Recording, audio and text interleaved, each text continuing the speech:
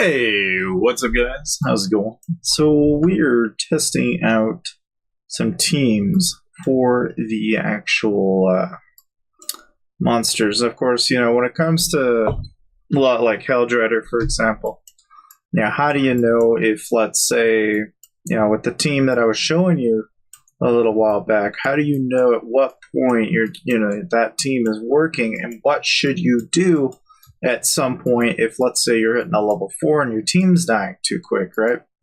So we're going to go ahead and kind of get into that, right? So basically, you take a 20k stack. In this case, we're just going to pick a normal plain Jane team, and we're just going to throw it at it just for the purposes of this video. All right, and essentially, you're going to see here in about 8 seconds, basically. All right, and again, you can see kind of the team that I'm using. It's pretty straightforward, but it does 0.42. It doesn't sound like a lot because, again, it's a level 4, so you're not going to get very good results with a level 4.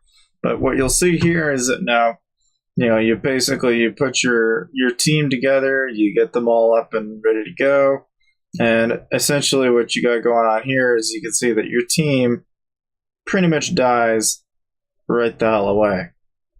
No chance at all, didn't survive barely the first attack, right? And that's a problem. Especially when, you're trying to do those higher level tier monsters. Now, what you do at this point, because again, when you're doing level 1s, they don't do enough damage, and so you're just focusing on DPS. Now, at this point, you're trying to balance it a little bit. So you're doing a little bit more than just, say, taking the actual liberty of, like in the case of this particular team, you could probably pull, if I was sticking purely free to play, we would want to put in a prima donna, probably pull, I would say, we were probably safer to pull tracker out, and then basically you want to put in somebody like Rose Knight for magic defense. But you could just as easily put in, just about anybody. But what you're trying to do is you're trying to counter the damage that's being produced and simultaneously do enough damage that you're doing more on an output that you're not like completely screwing yourself. So, I think for what it's worth, at least for what we're dealing with, we could just as easily do it this way. Okay, and one slight little change. Okay, granted, this is going to stack, so it's going to go from 0.42 to blank, amounts of damage, depending on what it's going to be. So, there it was 0.71. But by viewing the battle, okay, we can kind of get an idea of really what you're trying to do is keep the longevity of these. You're trying to keep them alive just a little bit longer than usual. So you'll see that by adding that Prima in there, you're still increasing the damage of these magic heroes. And because C-Squire's got that main pop heal, it kind of keeps them alive. It's not going to last incredibly long, though, as you can tell, because eventually they are still going to die out. Now, it's not impossible, okay, when it comes to level 4s and level 3s, level 5s, and so on. All right. It's not impossible to continuously tweak this until you finally find a team that works for you. Because, again, there's countless variations of what you're doing here that you can really make the most out of. Now, in the case of Terrorthorn, and again, I think a lot of people have probably asked me about Terrorthorn in the past, and I thought, well, we might as well just kind of cover Terrorthorn. All right. And this is one of the few monsters that's kind of like it's your magic defense crux, right? So, I mean, let me go ahead and kind of give you a time scale difference between obviously a level 1 to 2 to 3 and 4 and so on, right? So let me just go ahead and find you like a level 1 here real quick. All right. The team that I like to use, all right, and this is preferable. Now, it's not the best team. I'm not saying it's the greatest team, but one of the better teams that I've seen out there is you take a damage route. It's a little it's unique to really this team. But what you're essentially trying to do is you're just going to go really high on the DPS end. It works great because you're basically going as high as you can possibly go, at least on the particular DPS end, and that's really where it's at when you're doing level 1s and 2s and stuff like that. Is you're just trying to focus on the DPS. You're really not focusing on them trying to stay alive.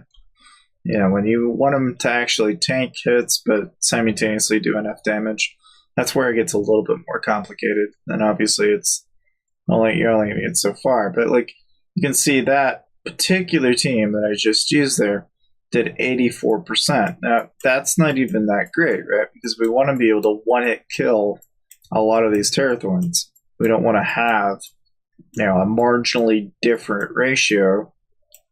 Obviously, pay-to-win heroes can actually upscale this considerably, but we're just going to pretend that we don't have those at the moment, and we're just going to work with what we have here. Suppose if I try this one, and just go ahead and I'll pop a few 2Ks here. So like this team in particular, you think this team would work really well. It's not as effective as, say, like, if maybe you had used something like,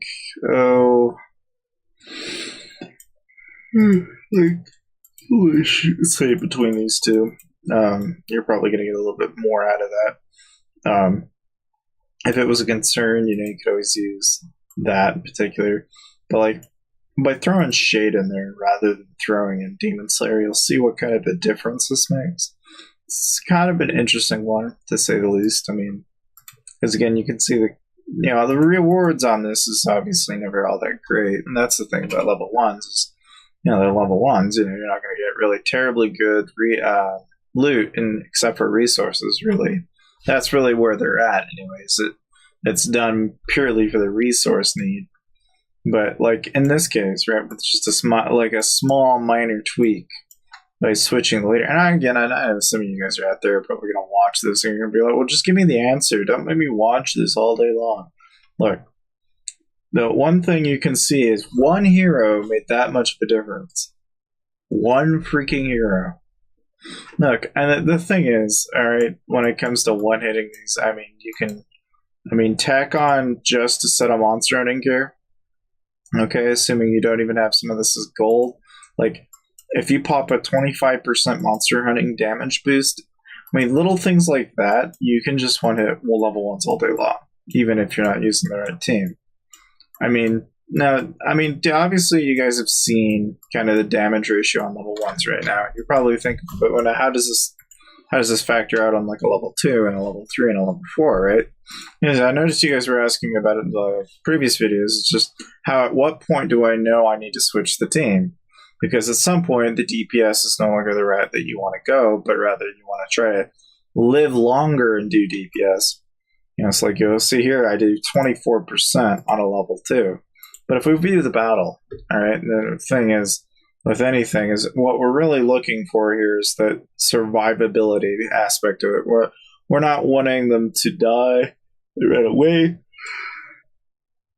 We want the damage, that is ultimately what we're aiming for here, granted, okay, you can kind of see here where they're pretty okay. Like, there's not really a fear of them dying and they just time out, which is pretty much what you would expect. They do as much DPS as they can do, and it pretty much serves the purpose that it's supposed to do. And you'll notice that usually holds up between level 1s and 2s all the time. Like, you will very rarely have a need to switch your DPS team. But when you go to a level 3 monster, right, of that same exact monster that you're going after, so let's say, I don't know, for example, you guys are asking about this, the level 3, level 4s and stuff like that. What exactly is changing here?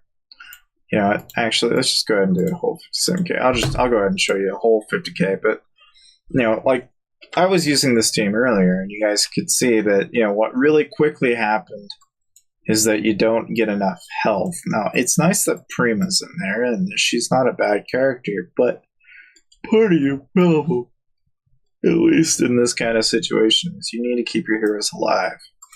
And so you could throw a Rose Knight in there, as simple as that is, and then you could even probably get away with not using a pre-mod initially, but what you can do is you can put a like a Rose in there to get that magic defense going, and you might be able to get those heroes to live a little longer. It'll be especially relevant in level 4s and stuff of that nature. But like here, you'll see that the damage output's still not very great. You start to lose it when you start adding those tanks in and stuff like that. You lose the DPS end of it, but it simultaneously you manage to keep the team alive, and it's kind of it's a weird balance between the two. I mean, to say the least, because you'll see here, like they do very well until about the time that Rose Knight shield pops.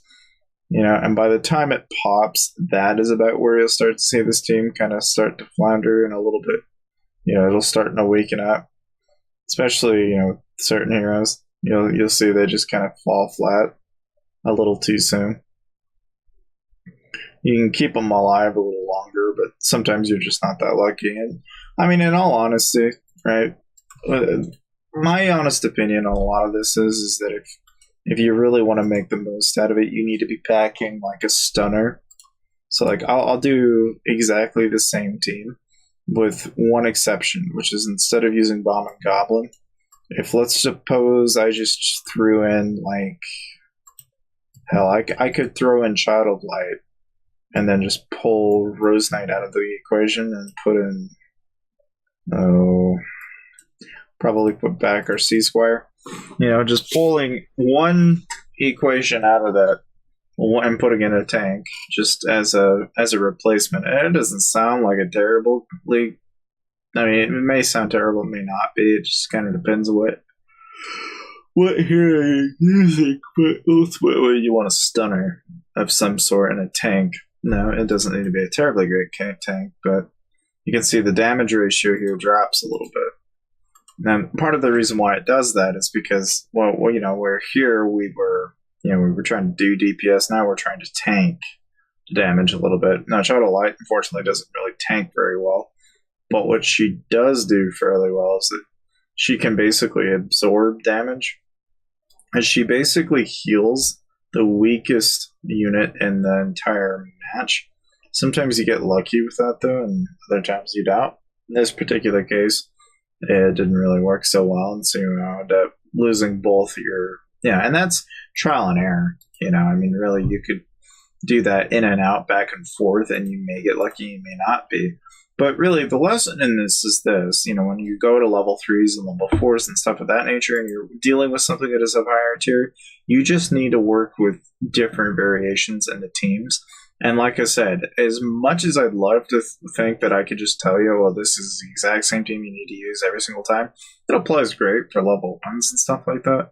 But if you go like to level 2s, I mean, it's still about the same. But by about level 3 and 4, you can start tampering with it if you want. Okay, it really doesn't mean that you need to. I mean, you can just keep using that DPS team all the way through, and there's nothing wrong with that. But needless to say, I hope you guys at least found this somewhat insightful. If not, I mean, like I said, you guys are more than welcome to add on to this topic just by tell the world in the comment section below. Because, like I said, I frankly think we all like to read the comment section from time to time. And if some of you guys know some teams that are working for you, then feel free. But needless to say, like I said, that's just from what I experienced. That's what I know about the game. I mean, really, you just pick your heroes. I'll have the hero review live stream in the description below if you guys want to actually nitpick the actual heroes in the game and actually know why I talk about heroes the way I do. But needless to say, I hope you guys enjoyed the video. Check out these videos, and I'll see you guys next time.